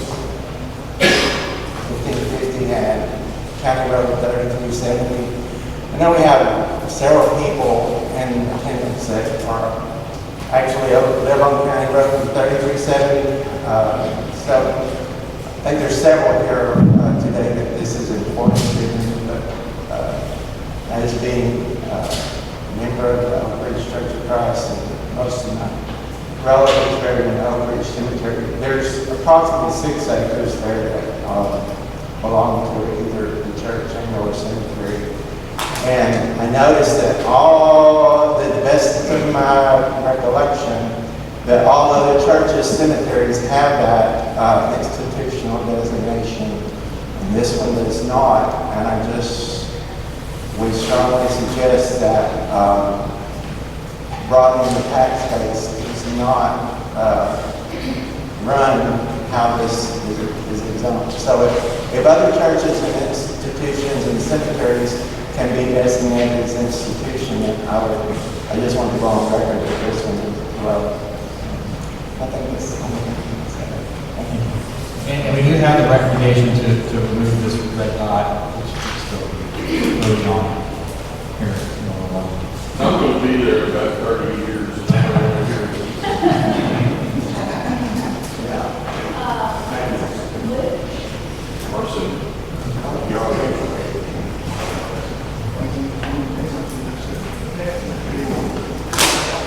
So I was going to ask you about the short use plan, but I do have a question. Does the future land use plan incorporate the shoreline plan? Or is that a subset of each other? They're a little different, with the shoreline management plan, what that will be doing is showing how to manage the shoreline where the boat, so it's not really land use Okay. related, but, okay. The reason I'm asking is change number 8, in this, it says, complete the water and wastewater planning section. I haven't, and I apologize, I haven't looked at this plan yet, but does that include map of the CCNs right now? Yes, yes, and what we have in the plan is, we have all the water CCNs, the 3 water CCNs identified, and we have the wastewater CCN identified, and then we also, if I'm just going to scroll to it, we have the future land use broken down by those CCNs as well, because we needed that information just to know where projections were as far as, what could the water demand be? Now, is that going to be possible or being able to be achieved? That's all for future people to decide, but we're, once again, doing our due diligence and planning, trying to look out like how many people could. Understood. Thank you. As for question I've got, there's 3 designated or potentially designated boat ramp sites right now. It looks to me like Highway 34 is the primary traffic artery in there, and I'm wondering why we're moving the boat ramp off of looks like 30-35 acres to me that the Upper Trinity owns down. Yep, right there where the hand is. Over to private land off of 2990. That doesn't make any sense to me if that's the primary traffic artery to pull it off on the secondary artery. And that traffic will screw with the other landowners if they're just pleasantly joining their path. To my knowledge, there's operations on this site which for Upper Trinity as far as operating whatever they need to operate. Because yes, originally the triangle was shown right here, but they ran out of space on that. And what kind of operations are there? I don't know on that, but that's what I heard as far as what was on the site is being able to. Hopefully it's not a convention center for Upper Trinity. Probably. I think, Well, what's going on? Yeah, so I can speak to that. So we're currently under design on a visitor center there at the base of Hilltop with the lake right there. So it'll be a very public, big accessible site right there at the. Is that roughly 35 acres? I don't remember the acres on the site. They're going through, site plans now. I mean, as we were getting ready to do that, in order to make enough room for a good visitor center there, and also the headquarter offices. It came to our realization that not enough room for the boat trailers, the ramp, all the traffic you get for what goes on with the boat ramp. So we want to make sure we have on the south side of the lake. And so on the south side, we didn't originally have on 2990, but because we're out here with that location, we're going to go there because it's got a good highway access to it right out of Ladelia. So if you notice, all of these boat ramps are at the end of the highway. So there's good access to all of them. So on the north side, you got 1550, goes into the peninsula there at Merrill Creek. You got 129 on the north side coming down, that's the end of the highway right there at the peninsula. On the south side, you got 2990 going up from Ladelia, off the highway 34. So all of those have very good public, good roads to get to them, very convenient for people to get. We want to make sure we have some on both sides of the lake. Other areas, other sites, that's a small county road. We're going to work around that. These are all locations. I don't think we're going to just stating my opinion. I don't think we're going to work well on 34. And Just the side doesn't work with that. well, my comment to you is at 60 years of age, I've exactly 0 visited a visitor center. Not folks do, so it's 1 or 2 times in Forest Service, but I've been to exactly 0 lake visitor centers. And then maybe it's just me being on call. But, okay. Is there any way we can get a picture, or where's your land plan? we will, we're just starting that, so it's really enough, just like, it's they go through the architects, go through, work on that, and it's not ready to be, we're just drafting right now, so we're working on that. As soon as you got the draft, I'll appreciate it. And I can submit it. We're going to show you, we're going to have other facilities, we'll have the boat ramps and all that, we'll have all that out as soon as we can. So, we will put those out there. Okay. That's it. Thank you. Thank you.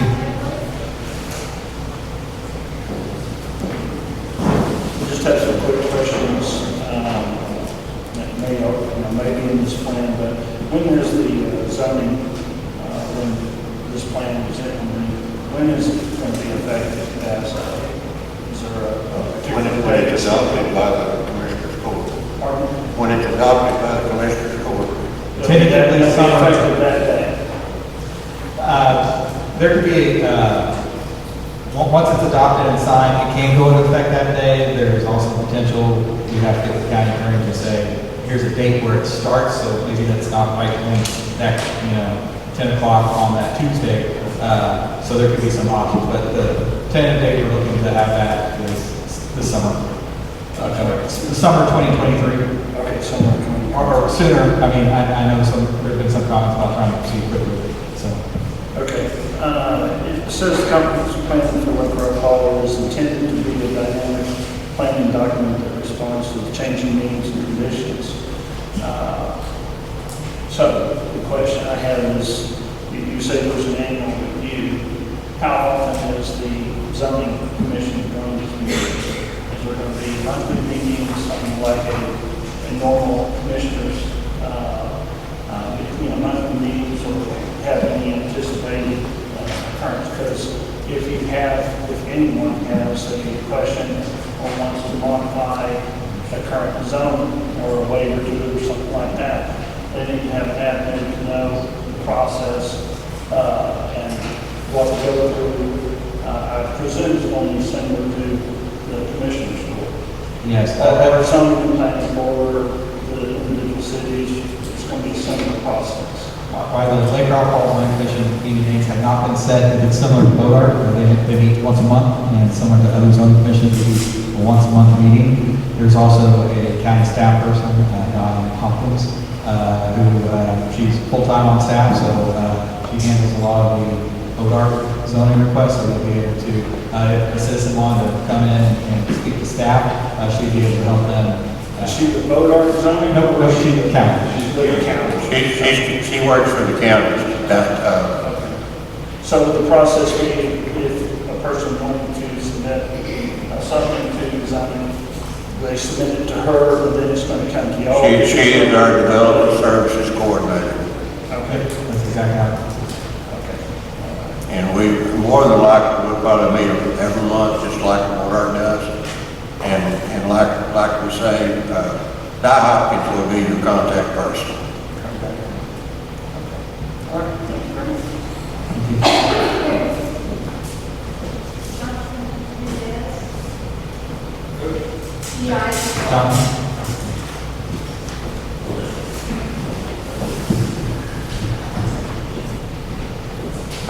Can't see him for the hat. Well, I kind of had a question along with John Ed about, or Mr. Schimpal, sorry. Oh, okay. With some of the, what do you call it, public access, with it being so narrow, kind of like you see on the south, right where your mouse is at. Going right on those properties right there, what would y'all do for that public access with it being such a narrow strip through there? What infrastructure would you have?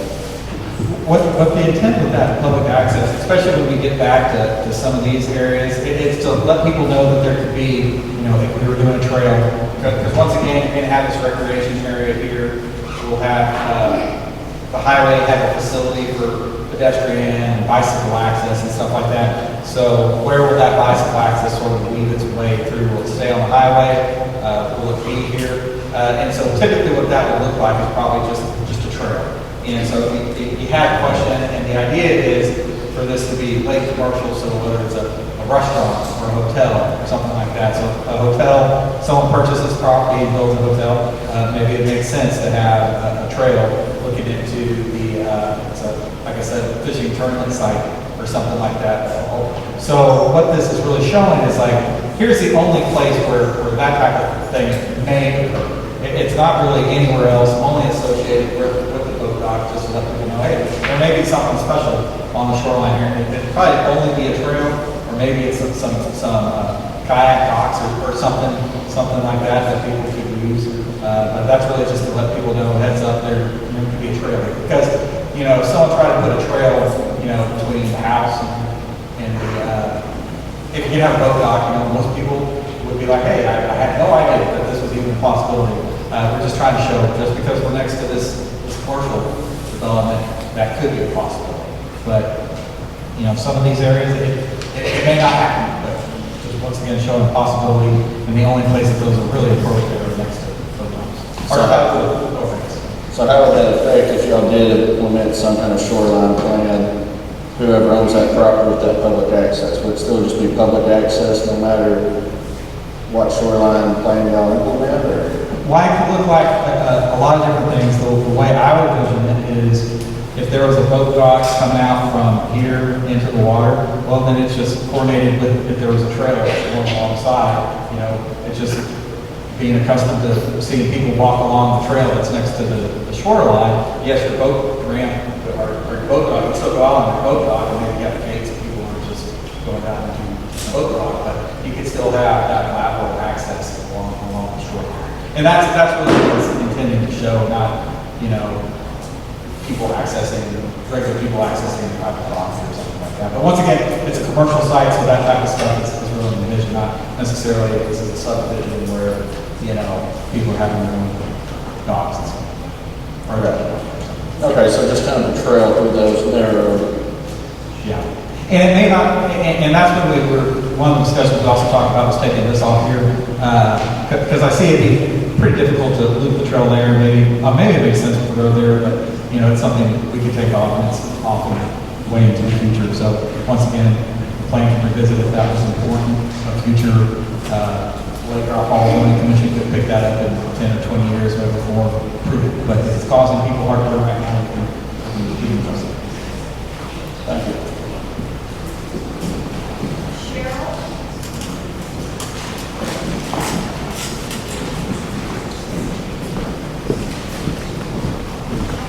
Back there very well, so I'm going to ask this question, and I know the shoreline, you have no idea what's coming of that. Tell me what's going on at Bodard.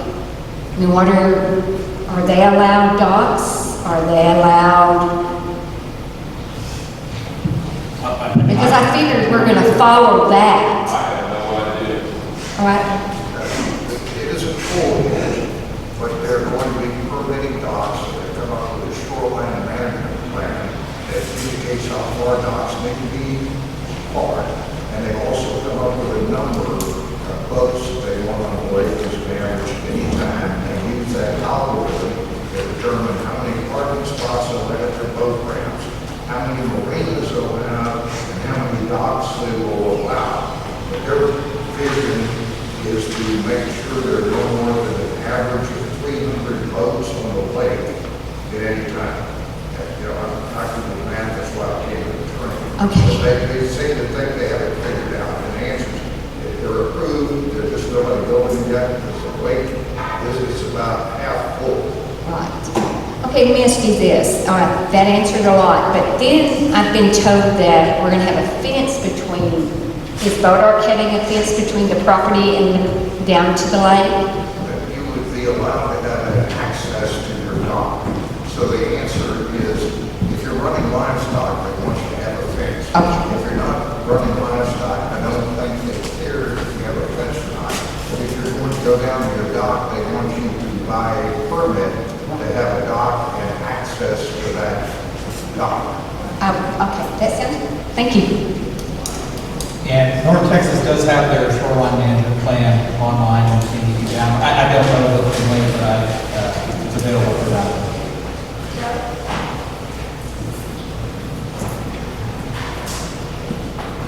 I've spoken to quite a few people. Chris Little is one person I talked to. He's with the appraisal district. He said that Doug Janeway wanted to give him the shoreline information, but he would have to sign a confidential agreement with him, and he declined because being a state entity, he has to, if you give him the paper, the public information, he has to give it. So there you are. Let's talk about Miss Di Hopkins.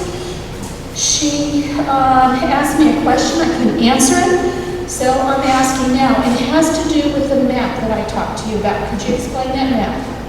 That 50 feet. Explain it first and then I can continue on. As far as I know, there is,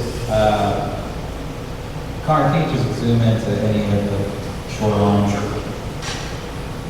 So, okay, all right. So you sort of see on there, the light blue is where the water is going to be, the darker blue is Upper Trinity's property, and the yellow is private property.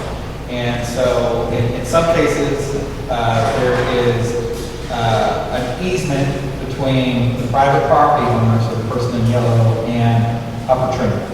And sorry, and personally, I don't know exactly whether it's 50, the details about the easement, whether it's 50 feet from, property line or somewhere in between this blue area.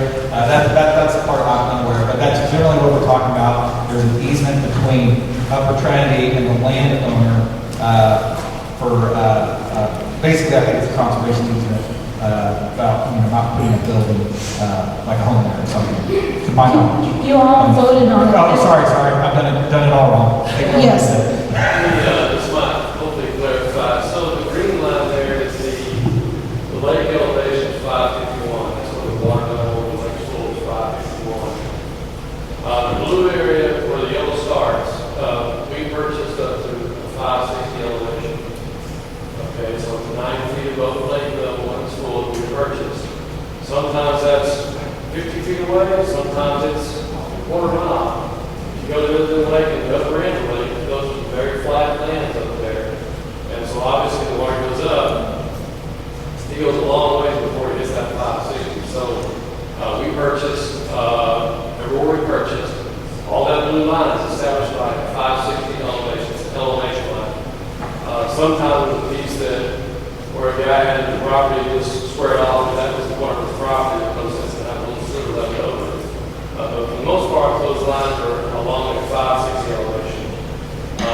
So that's how you determine your green line versus that's the blue area. The blue area, the lower end is 551, the upper area is 560. It's not about the distance, it's about the elevation. That is correct.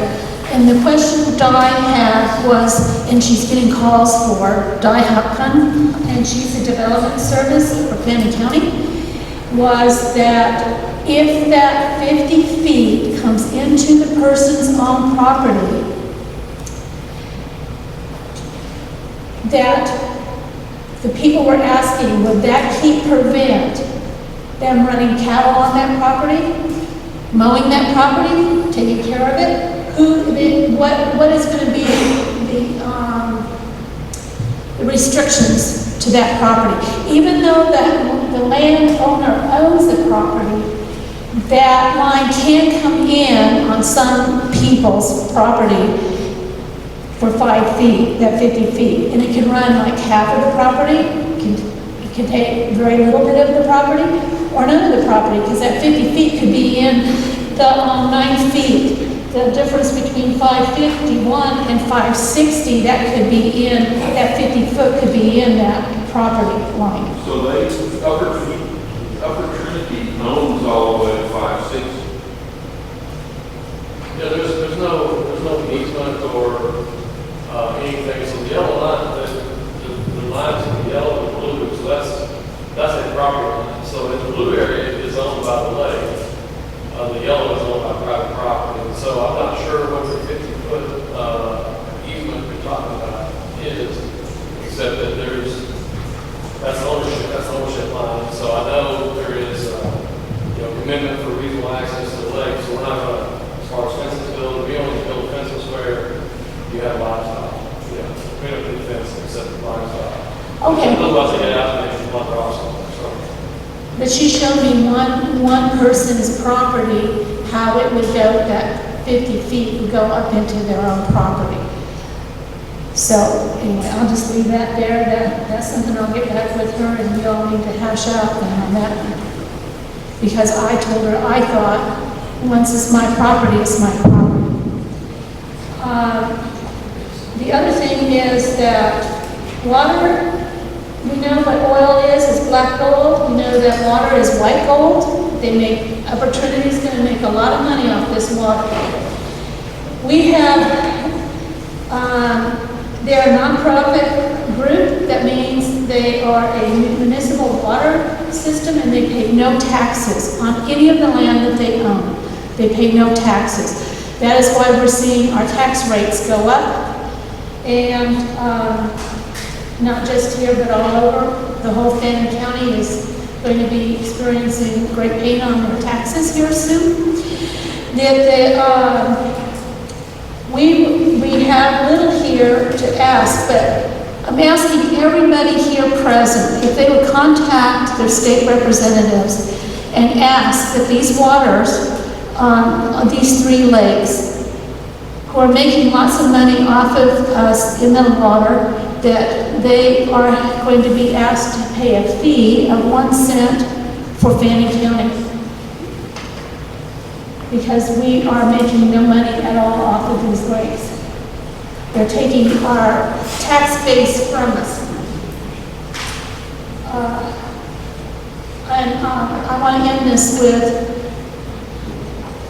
I've asked all my questions. I want to say thank you very much for all that you've done. I want to thank you for taking my land out of commercial. Thank you.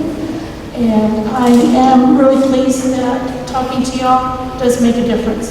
Thank you. Thank you. Okay. One comment about the taxes. When we first started the process, we established a threshold with the county that once we bought something or maker, we would begin to pay taxes to the county in lieu of the taxes, so that over the last number of years, we have been making a payment to the county and then distribute it to the other tax agencies per schedule. So we have been offsetting the loss of land in that area. According to the agreed upon schedule between the county and the county trade. So, and that's been in place for a long time. I don't remember, it's like 10 years worth, I'll say. I don't remember the exact term, but it was something like 10 years. So anyway, we're still in the middle of that. So. Thank you, Dad.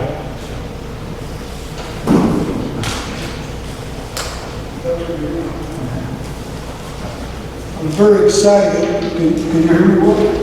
Can you hear me? I'm very excited with the Yale Library. I don't have that many years from that.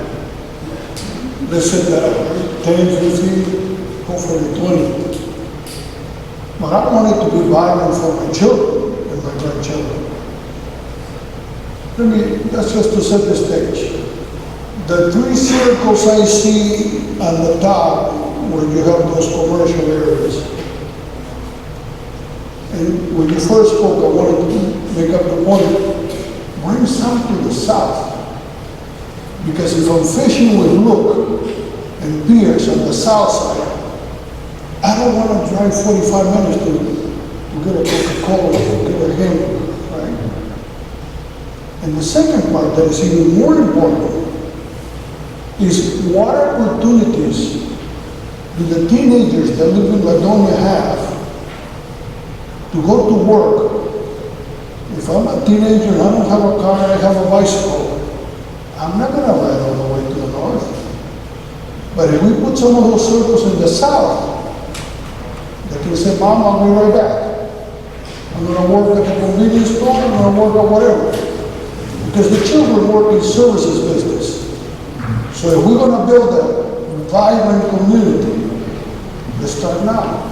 And that's a great question, and because there's a tragedy that shows up here that may be not obvious when you look at the map. Because here, Connor, can you zoom into the Ladonia city limits down here for me? Thank you. Okay, so in this area right here, this is actually Ladonia's city limits, and what we were trying to do is say the reason why we kept commercial out of some of these areas is because we want all that commercial to go inside the Ladonia city limits. So that way they could get sales tax and help pay for improvements, improve the roads and stuff like that, rather than it just going outside in the county. Now on the north side we didn't have anything, so we just had to pick a few places to have some commercial development at some of those key intersections. But when we're thinking down here, we didn't really add a lot of commercial outside, or we didn't add commercial outside here. Some of this is technically outside Ladonia city limits. But once again, we were trying to focus that economic development opportunity inside Ladonia itself, so they can take advantage of, having different types of services that you don't get out in the county. Yeah, and my point really is, if we want the future to look like today, let's keep it like today. Let's not make any changes. But if we make changes now, in the future, it will look a lot different environment. That's all. Thank you.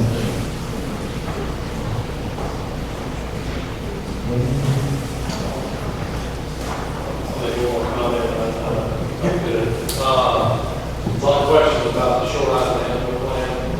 We've heard it out there in the commissioner's court, judges of that, for sure.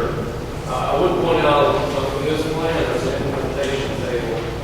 One of those tasks in the implementation table is to develop a shoreline management plan. And that's what we are doing. Some of the things that affect that are boat dock and boat ramp locations, commercial public access, all those things that affect that shoreline management plan. Also, it's, we're going through a plan right now about where do we clear trees, where do we shake shoreline, there's a lot of things that are underway right now. So I want to point out that the zoning plan is moving forward. If you go to the lake right now, you sit down about probably 10-15% done. We got a couple of years to go yet before we have the dam built. If you drive down 34, you see a highway being built, a bridge being built across Open Pasture. My point being that the zoning is ahead of lake construction. And the lake construction issues affect the shoreline management plan. We've got to incorporate those things into that shoreline management plan so that it's a meaningful plan and it makes sense and it's common sense where things should be. Obviously, areas on the west end of the lake are more flat and will be prone to kind of marshy area. Areas where it's steep and be close to the water. So a lot of things go into play on developing this, including what's the vegetation that's left, where are all the lake access points, what does it look like, and those are all being developed right now. So I wish I had a plan handy right now, nobody wants it. There was a letter there's a letter to put in the plan. I encourage you to read that letter. I mean, I don't think we're back on that letter. So obviously we were stating that letter, and they were a result of being a county judge back in 2013 and state representative. And so we don't take those kind of commitments lightly. And so I think if you read that letter, you'll see what our intent is and go from there. So we're working on it as fast as we can. To understand engineering and those kind of things is a little bit slower than the comprehensive plan design regulation. So we are right on schedule. If you look at the plan implementation, I think it's on page 112. It's explained it's in the plan. So this is the flow line Upper Trinity. The plan is to develop a shoreline management plan. That's what we're doing. So we're going to do that. Another thing we're doing, just to let you know, we, in our next year's budget, we have actually approved a plan to do try to help the water districts. If you don't have water, you don't have development. So we're actually going to go in and try to help them develop those plans and come up with some good plans for those three water districts, especially that serve most of the stuff on the east side of the lake, which is where most development will be. Right there. So you see that'll be the biggest user right there. And so we're working on that plan. We're going to spend significant money, engineering money, to accomplish that, which is going to be something that's going to be very difficult for City of Ladonia, Iowa, Supply, Cross Chapel to afford these kind of things. And so we are stepping up, stepping out, trying to help plan how to provide water for these areas. Because again, without water, it's like nothing's going to happen. You have a water source. And around the house, my understanding, most of these areas are pretty well tapped out. So, once you have water, you have to build it to get that. So we're working to help them, and we've got our budget to do that. And we're doing it. So we are here to be good neighbors. We're here to help. We were invited here to Fannin County years ago, and we've invested a lot of money here to build this lake for the benefit of the people of Fannin County. Yes, we get water, but you're getting a lake, and it's going to be a great asset for your county here. It really is. So, with that, I'll sit down. One more comment. We had the chance to meet with Mr. Patterson and Mr. Denny a day or two ago. Sorry. In our conversation, because we were going over our water contract, the Donuts water contract, and we've got to provide a whole lot of stuff, or possibly provide a lot of stuff. But one of the comments was, from Mr. Patterson, was that they go and they try to help different cities and stuff like this, whoever they're working with or whatever, and try and get them on board with water supply and all that. And my comment was to Mr. Patterson, we would love to have a discussion with y'all about a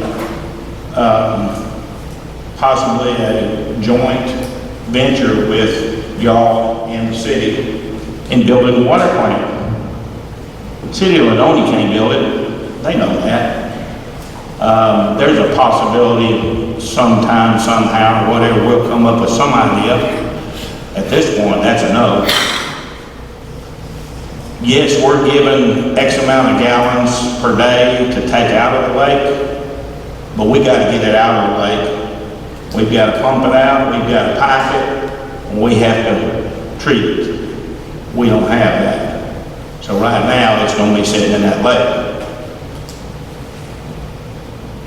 His comment was to me, or to us, there was 3 of us there, well, it would be probably the best thing for just the city to go out there on its own and take care of that. It'd be about the same price.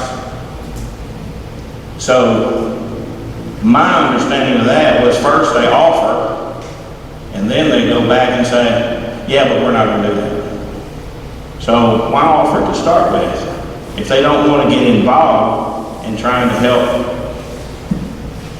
build a water plant or whatever, why even bring up the subject? I mean, it didn't make any sense. But it hit me hard when he just backed up, turned around. So anyway, that's kind of where we were with that. So yeah.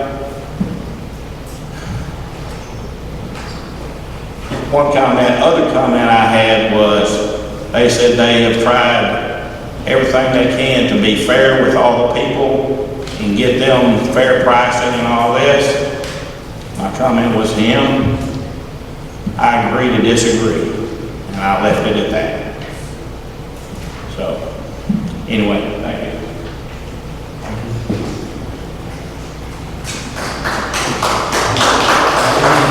Any other comments before we close the public hearing? And I guess after we close the public hearing, we can go to Lake Rock Falls and Commission recommendation to go over the changes. Anybody else have a comment they'd like to come forward with? If not, we'll bring it back to the zoning commission to make a recommendation.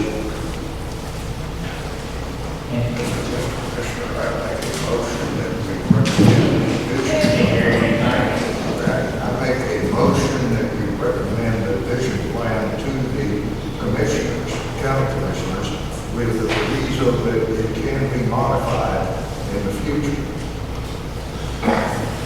I have a motion before the board by Newt Cunningham that we. And just a quick clarification, does that include the 2 changes that we talked about taking off? That's the changes. Yes, it currently exists. Okay. It includes those. So there are 2 changes we talked about. Okay, sorry, thank you. Make a motion to approve that we take this comprehensive plan before the Commissioners Court.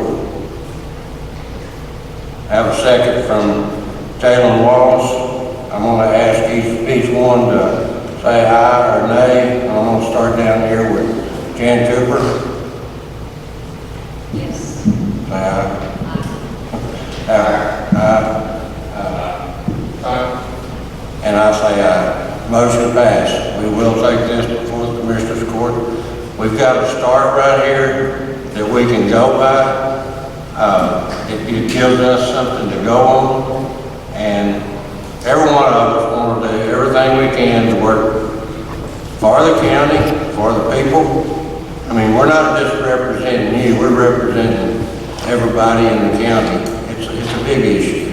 It's not just a one personal issue. It's like the man said, we're working for, not for us, but for our kids and our kids' kids down the line. If you think we're not, that's just an opinion. With that, we're do I need to set a time for the next meeting? Dave? No, I don't think we set a time. Appreciate everybody coming. We will have more meetings, and hope you'll all come and participate, stay involved, and we'll try to do our best for you. Do I have a motion to adjourn? Have a motion to adjourn there in a second. Second, Jalen, all in favor,